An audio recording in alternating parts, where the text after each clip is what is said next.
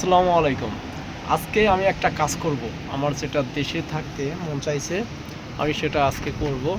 আমি আম দেশে থাকতে মনে হয়েছে কি, যখন আমি জাপানে আসার আগে মনে হয়েছে বরফ, আসলে এই বরফটার স্বাদটা কেমন? তো আমি খেয়ে দেখবো আজকে বরফের আসলে কি মানে স্বাদটা কেমন হয়ে থাকে। আমি আপনাদের সরাসরি দেখাবো। আমি একটু বরফ হাতিয়ে নিচ্ছি। এই যে বরফ, তো এটা এখন আমি খাবো।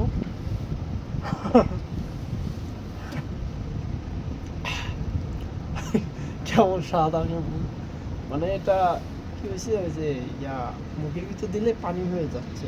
আর একটু খেয়ে আপনাদের দেখাই। তো আর একটু বেশি নেই, আর এগুলো অনেক হালকা, অনেক পাতলা। তো আমি খাই দেখি কেমন।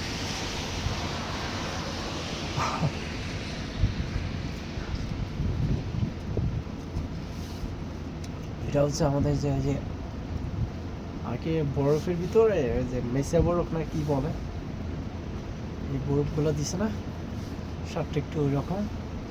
ও, আপনাদের বরফ খাইয়ে আমি দেখলাম আসলে কেমন বরফের স্বাদ। তো সবাই ভালো থাকবেন। আর দেখেন কি পরিমাণ তুষার পড়তেছে। ও, বরফ দিয়ে তো আবার বল বানানো যায়।